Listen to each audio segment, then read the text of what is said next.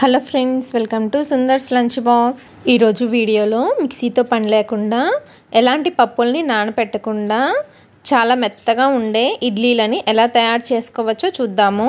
ఈ ఇడ్లీలని తయారు చేసుకోవడానికి ముందుగా ఒక గిన్నెని తీసుకొని దానిలో 1/2 కప్పు వరకు అటుకుల్ని వేసుకోవాలి.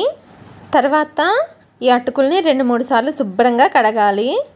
ఇలా కడిగిన తర్వాత ఈ నీళ్ళను వంచేసేసి ఈ అటుకులు మునిగే వరకు మళ్ళీ నీళ్ళని పోసుకోవాలి. అటుకులు మునిగి పైన కొద్దిగా నీళ్ళుంటే సరిపోతుంది.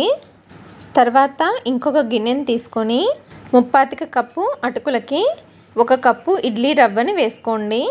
మీరు కావాలంటే ఈ ఇడ్లీ రవ్వ ప్లేస్లో బొంబాయి రవ్వను కానీ గోధుమ రవ్వను కానీ వేసుకోవచ్చు. తర్వాత ఇడ్లీ రవ్వలో కూడా వాటర్ని వేసుకొని 2-3 సార్లు శుభ్రంగా కడగండి.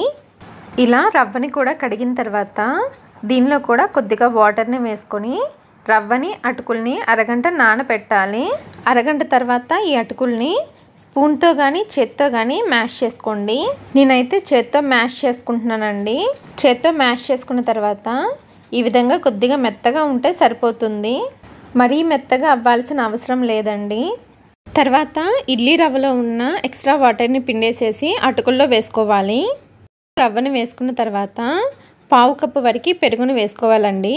ఇక్కడ కమ్మటి పెరుగైనా వేసుకోవచ్చు, పుల్లటి పెరుగైనా వేసుకోవచ్చు. తర్వాత ఈ రవ్వ పెరుగు మిశ్రమాన్ని బాగా కలుపుకోవాలి. ఇలా రవ్వని పెరుగుని బాగా కలుపుకున్న తర్వాత దీనిలో రుచికి తగినంత ఉప్పుని 1/2 టీ స్పూన్ వంట సోడాని వేసుకోండి. తర్వాత ఉప్పు, వంట సోడా రవ్వ అటుకుల మిశ్రమంలో బాగా కలిసేట్లు కలుపుకోవాలి. ఇలా బాగా కలుపుకున్న తర్వాత ఇప్పుడు ఇడ్లీ పెట్టుకోవడానికి ఇడ్లీ ప్లేట్లలో కొద్దిగా ఆయిల్ని కానీ నెయ్యిని కానీ వేసి ప్లేట్ మొత్తానికి స్ప్రెడ్ చేసి మనం ప్రిపేర్ చేసిన ఇడ్లీ పిండిని పెట్టేసుకోవాలి. తర్వాత ఈ ప్లేట్లని స్టాండ్లో పెట్టేసుకోవాలి. ఈ ప్లేట్ని స్టాండ్లో పెట్టుకునేటప్పుడు కింద ప్లేట్లో ఉన్న ఇడ్లీ పైన పై ప్లేట్లో ఉన్న హోల్స్ రావాలండి. ఇలా పెడితేనే ఇడ్లీలు బాగా స్టీమ్ అవుతాయండి. ఇక్కడ నేను ఇడ్లీ పాత్రలో కొద్దిగా నీళ్లు వేసి మరిగించాను. అందులో మనం ప్రిపేర్ చేసిన ఇడ్లీ స్టాండ్ పెట్టేసి 10 నుండి 15 నిమిషాల పాటు మీడియం ఫ్లేమ్లో ఇడ్లీలని ఉడికించుకోవాలి. 15 నిమిషాలు ఇడ్లీ ఉడికిన తర్వాత చేతిని తడి చేసుకొని ఇడ్లీలు ఉడికాయో లేదో చెక్ చేసుకోండి. మనకి చేతికి ఏమీ అంటుకోకపోతే ఇడ్లీ ఉడికినట్లేనండి. ఇప్పుడు ఈ స్టాండ్ని ఇడ్లీ పాత్రలో నుండి తీసేసి బయట పెట్టుకొని ఒక 5 నిమిషాలు పక్కన పెట్టి ఇడ్లీలు తీస్తే చక్కగా వస్తాయండి. వెంటనే కనుక తీసారంటే ఇడ్లీ సరిగ్గా రావండి, విరిగిపోతాయి. 5 నిమిషాల తర్వాత ఇడ్లీ తీసారంటే చాలా చక్కగా వచ్చేస్తాయండి.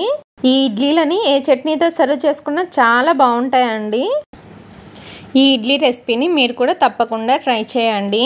ఓకే అండి, ఈ ఇడ్లీ రెసిపీ కనుక మీకు నచ్చినట్లయితే సుందర్స్ లంచ్ బాక్స్ ఛానల్ని లైక్ చేసి, షేర్ చేసి, సబ్స్క్రైబ్ చేసుకోండి. Thanks for watching.